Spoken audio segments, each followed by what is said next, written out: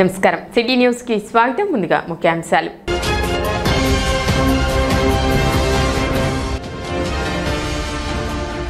నరేంద్ర దేవ్ కాలనీలో జెండా చెట్టు ఏర్పాటు చేయవద్దంటూ నిరసన తెలిపిన కాలనీ వాసులు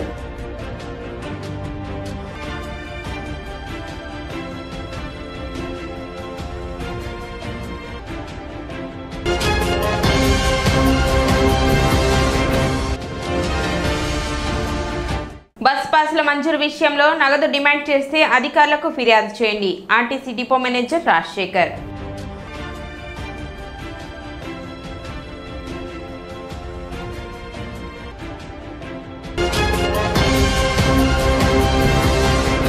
బస్ పాసుల విషయంలో ఎవరైనా అదనంగా నగదు డిమాండ్ చేస్తే సంబంధిత అధికారులకు ఫిర్యాదు చేయాలని Tenali RTC depot manager Rajasekhar తెలిపారు. పాఠశాలలు కళాశాలలు పునఃప్రారంభమైన నేపథ్యంలో విద్యార్థులకు బస్ పాసులు మంజూరు చేయడం జరుగుతుందని దానికి సంబంధించి బస్ పాస్ కౌంటర్ల వద్ద ఎవరైనా అప్లికేషన్ ఆన్లైన్కి లామినేషన్కి అదనంగా నగదు డిమాండ్ చేస్తే అధికారులకు తెలియచేయాలని డిపో మేనేజర్ రాజశేఖర్ తెలిపారు. మనం ఈ మధ్య ఏపీఎస్ఆర్టీసీ తెనాలి డిపో తరఫున జూన్ 2వ తారీఖు నుంచి బస్ పాసులు ఫ్రీ బస్ పాసులు కానీ కన్స్ట్రక్షన్ బస్ పాసులు కానీ అదేవిధంగా ఎంఎస్టీలు కానీ ఇవ్వటం జరుగుతూ ఉంది. దానిలో భాగంగా ఎవరైతే అప్ టు 10th క్లాస్ పిల్లల దాకా ఉంటారో లేడీస్కి గర్ల్స్కి వారికి పూర్తిగా 50 రూపాయలతో సంవత్సరం మొత్తం ఉచితంగా ప్రయాణం చేసే విధంగా 25 కిలోమీటర్ వరకు ఫ్రీగా అనుమతించబడుతుంది. అదేవిధంగా బాయ్స్కి అయితే 7th క్లాస్ వరకు ఏదైతే ఉందో వాళ్ళకి ఒక ఐడి కార్డు ఇవ్వటం జరుగుతుంది. వారు కూడా సంవత్సరం మొత్తం బస్సులో ఫ్రీగా అనుమతించడం జరుగుతుంది. ఈ అవకాశాన్ని 10th క్లాస్ పిల్లలంత వరకు అందరూ వినియోగించుకోవాల్సిందిగా విజ్ఞప్తి చేస్తూ ఉన్నాం.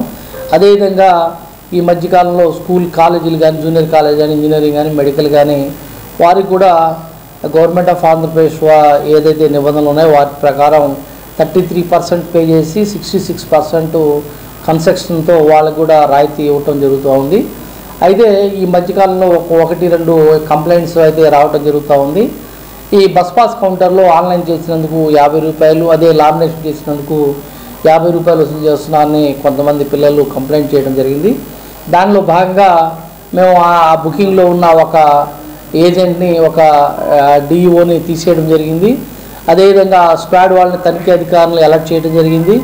అదే కౌంటర్ ఎదురు ఆన్లైన్ చేసినందుకు ఎటువంటి రుసుము లేదు, అదేవిధంగా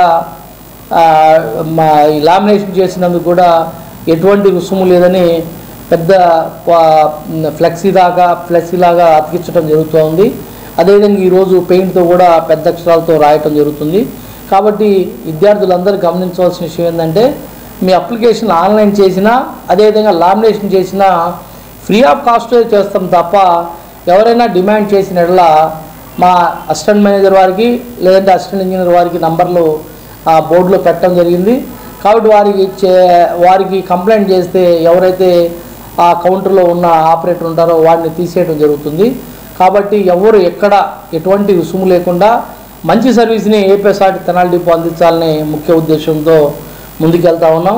పట్టణ 4వ వార్డులోని నరేంద్రదేవ్ కాలనీ వాసులు బుధవారం నిరసన కార్యక్రమం నిర్వహించారు. మురిపాలెం రోడ్లోని జెండా చెట్టును అక్కడి నుండి తరలించి కాలనీలోని ఇంటిని తొలగించి అక్కడ ఏర్పాటు చేస్తున్నారంటూ దానిని వ్యతిరేకిస్తూ కాలనీ వాసులు రోడ్డుపై బైఠాయించి నిరసన తెలిపారు. పారిశుద్ధ్య కార్మికులుగా జీవనం సాగిస్తున్న తమకి సుమారు 60 సంవత్సరాల క్రితం అప్పటి ప్రభుత్వం ఈ ప్రాంతంలో నివాసం కల్పించిందని, అయితే ఏనిగేటి మణెమ్మ ఇంటి స్థానంలో జెండా చెట్టు ఏర్పాటు చేయడాన్ని వ్యతిరేకిస్తున్నామని కాలనీ వాసులు తెలిపారు.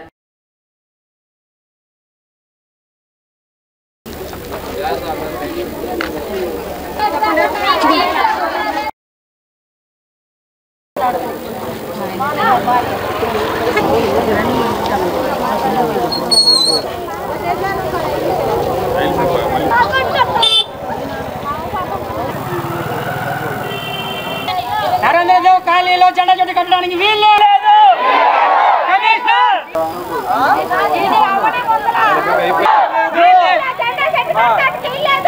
పేటలో 4వ వార్డులో జెండా చెట్టు కట్టడానికి వీలు. నరేంద్రదేవ్ కాలనీలో జెండా చెట్టు కట్టడానికి వీలు లేదు.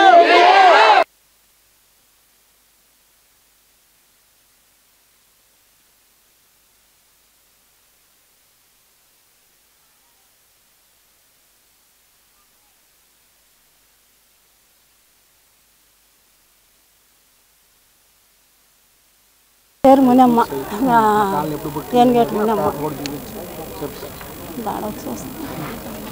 మేము 60 సంవత్సరాల నుంచి ఉన్నాం ఇక్కడ. 60 సంవత్సరాల నుంచి మమ్మల్ని ఎవరు కదిలేలా. 3 ఏళ్ళు ఉన్నాం అప్పుడు ఇంట్లో. 3 ఏళ్ళు ఉన్నాం. 3 ఏళ్ళు ఉంటే ఆ ఇల్లు పగలు కొట్టాలంటున్నారు ఇప్పుడు. ఎట్లా మేము ఏడ ఉండాలా? సంఘం అంతా కాళ్ళు పట్టాలు లేవు.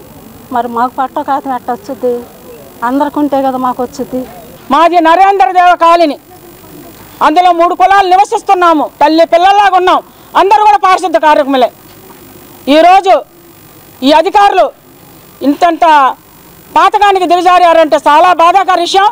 ఈరోజు ప్రాణాలు తెగిస్తాయినా, ఎంత దూరమైనా, ఎక్కడికైనా, అది ఢిల్లీ కానీ, కలకత్తా కానీ, హైదరాబాదే కానీ, ఎక్కడికి వెళ్తానికైనా మేమందరం కూడా సిద్ధంగా ఉన్నాం. ఈరోజు ఇప్పటి వరకు ఈ అదేంటి నిమోనా ఉన్నప్పుడు కూడా వస్తున్నారు అధికారులు, చూస్తున్నారు, మీకేం చెయ్యరమ్మా అని భరోసా ఇస్తుంటే దారుణం బతికాం.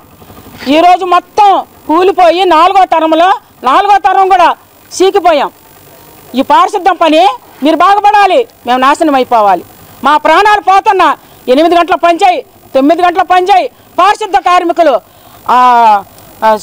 బురదలో దిగిపోయి వాళ్ళు ఏమి కూడా చేతికి బౌజులో ఇవ్వపోయినా మేము అందులో కూరుకొని పనిచేస్తుంటే కరోనా వైరస్లో మమ్మల్ని ఏ రకంగా నాశనం చేశారు.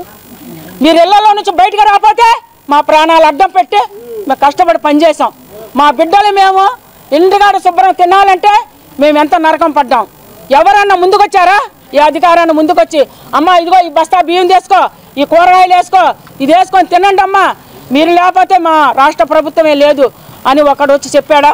అప్పుడు చెప్పని వాళ్ళు ఈరోజు వచ్చి మా కాలనీకి అడుగుపెట్టి జెండా చెట్టేస్తాం, ఇక్కడ ఇదేంటి ఇల్లులు కూల్చేస్తాం అంటే చూస్తూ ఊరుకుంటామా? ఇది ఎంత దూరమైన వెళ్తానికి మేము సిద్ధం బాబు. మీరందరూ కూడా మాకు సహకరించండి. మేమందరం కూడా చచ్చిపోతానికని ఈరోజు సిద్ధమయ్యామంటే 61 సంవత్సరాలు. మా ప్రధాన డిమాండ్ మా కాలనీలోకి ఎవరు రాకూడదయ్యా, ఇంటి పట్టాలు ఇవ్వాలి. మా దగ్గర జీవం ఉంది, ఎక్కడెక్కడన్నా ఇచ్చింది మా దగ్గర ఉంది. ఇలాంటి క్వార్టర్స్లకి పట్టా ఇచ్చే జీవం నా దగ్గర ఉంది. అక్కడ అన్ని చోట్ల ఇచ్చిన తర్వాత ఇక్కడ ఇస్తారులే అనుకున్నా. ఈ అధికారులు చెప్తున్నారని నేను ఊరుకున్నా. ఇప్పుడు నేను ఎందుకు ఊరుకుంటా? మీరే వచ్చి కదిలిచ్చారుగా, ఆ పట్టా తీసుకొని వెళ్తాను. ఎవరికో 5 గజాలు ఆయన పట్టాని ఎవరిచ్చారో అది మా రుజువు కావాలి. అందరూ కూడా ఏ రకంగా మేము కష్టపడి పనిచేసి ముందుకు వచ్చామో వాళ్ళు కూడా మాకు తెలియపరచకుండా వచ్చి పగలు కొట్టే పరిస్థితి అయిపోయింది. ఒక్కరోజు వీళ్ళందరూ కూడా ఇలా వచ్చినందుకు మేము సంతోషపడాలా, లేకపోతే ఈ రకంగా మాకు దుమారా చేసి మళ్ళీ ఇంకా ఏదన్నా చేసి మాకు గొడవలు పెట్టే సమస్యలు చూస్తానుక ఈ అధికారులు. అందరికీ నమస్కారం అండి. నా పేరు కందుకూరి అశోక్ కుమార్ గారు. మేము 4వ వార్డు నందులపేటలో ఉన్న నరేంద్రదేవ్ కాలనీలో నివసిస్తున్న మున్సిపల్ కార్మికులం.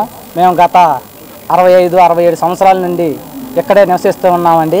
మా తాతల కాలం నుంచి అందరూ ఇక్కడే ఉన్నారు. ఇది మాది 4వ తరం అండి. మేము ఇక్కడ గత కొన్ని సంవత్సరాల నుంచి ఉన్నాము. అప్పట్లో ఉన్న ప్రభుత్వం మాకు ఇక్కడ ఇల్లు ఇచ్చి మీరు ఇక్కడే ఉండండి, ఇది మున్సిపల్ కార్మికులకే అని చెప్పి మాకు ఇక్కడ నివాసం కల్పించడం జరిగింది. అప్పటి జీవో పత్రాలండి ఇవి. అప్పుడు శంకుస్థాపన చేసిన కాగితాలు. అప్పుడు మా పెద్దలందరూ పట్టా కాగితాలు అడిగితే ఇవి పట్టా కాగితాలు ఇస్తే మీరు స్థలాలు అమ్ముకొని వెళ్ళిపోతారు కాబట్టి ఇది ఎప్పటికైనా మీకే, దీన్ని కదిలించడానికి ఎవరికి హక్కు లేదు, ఏ గవర్నమెంట్కి లేదని చెప్పి ఒక జీవో పాస్ చేసి అప్పటి గవర్నమెంట్ అందరూ ఊరుకున్నారు. దాంతో మా పెద్దలు కూడా సరేనని ఉన్నారండి. ఒక 65-60 సంవత్సరాలుగా ఇప్పుడు దాకా ఏ ప్రాబ్లం లేకుండా ఉన్నాము. అప్పటి నుంచి ఉన్న ఇల్లు క్వార్టర్స్ వర్షాలకి ఎండలకి ఎండి పెచ్చులు ఊడిపోయి ఎన్ని జరుగుతున్నా కానీ అవి పగలగొట్టుకొని స్లాబ్లు వేసుకుంటామంటే ఇప్పుడు ఉన్న ప్రభుత్వం కమిషనర్ కానీ మున్సిపాలిటీ కార్మికులు కానీ మాకు ఎవరికి పర్మిషన్ ఇవ్వట్లేదు. ఆ ఉన్న ఇళ్లలోనే 4 కుటుంబాలు 5 కుటుంబాలు ఇరుకిరుగ్గా బతుకుతున్నారు. పొద్దున్నుంచి పనికెళ్ళి సాయంత్రం దాకా ఆ మున్సిపల్ ఆఫీసులో అన్ని ఈదులు చెత్త గిత్త అన్నీ ఊడుస్తా వచ్చినా కానీ అదే ఇరుకులో ఎంత కష్టపడి వచ్చినా కానీ ఇంట్లో మనశ్శాంతి లేకుండా 4-5 కుటుంబాలు చిన్న చిన్న ఇంట్లో నివసిస్తున్నా కానీ పట్టించుకోకుండా అలాగే ఉన్నాము. కొంతమంది ముస్లిమ్స్ వ్యక్తులు ఇక్కడికి వచ్చి ఆ స్థలం కొలతలు ఇక్కడ ఒక ఇల్లు ఉంది, ఆ ఇంట్లో కొంతమంది నివాసం ఉంటున్నారు. ఎవరికి చెప్పకుండా వాళ్ళకి కూడా ఏ విషయం తెలియకుండా వచ్చి కొలతలు తీసుకొని వెళ్ళటం జరుగుతుంది. వాళ్ళకి ఏం అర్థం కాక ఒక 10 రోజులుగా వాళ్ళు తికమక పడుతున్నారు. ఒకరోజు కాలనీ వాస్తువులందరికీ చెప్పగా అందరూ కూర్చొని మాట్లాడుకున్నారు. తీరా దాంట్లో జరిగింది ఏంటంటే ఆ 4వ వార్డులో ఆ బుర్రిపాలెం రోడ్లో ఉన్న జెండా చెట్టు రోడ్డుకి అడ్డంగా ఉందని అక్కడ తీయించి ఆ జెండా చెట్టుకి పర్మిషన్ మాకు ఇక్కడ ఇచ్చారు, ఈ ఇల్లు పగలగొట్టుకొని మమ్మల్ని ఇక్కడ కట్టుకోమన్నారు అని వాళ్ళు చెప్పడం జరిగింది. వాళ్ళని గట్టిగా నిలదీస్తే మీకు దానికి హక్కు ఎవరిచ్చారు, అధికారం ఎవరిచ్చారు అని అడిగితే మాకు కమిషనర్ గారు మాకు ఈ స్థలం చూపించారు, మాకు ఇక్కడ కట్టుకోమని మాకు చెప్పారు అని వాళ్ళు అనడం జరిగింది. చెప్పినట్టుగా మీకు దగ్గర ఏమన్నా లెటర్ ఆఫ్ ప్రూఫ్ ఏమైనా ఉందా అని మేము అడిగితే మాకేం లేదు, మమ్మల్ని అయితే కట్టుకోమన్నారు అని చెప్పి మాకు పేపర్ లెటర్ కూడా ఇచ్చారు అని చెప్పడం జరిగింది.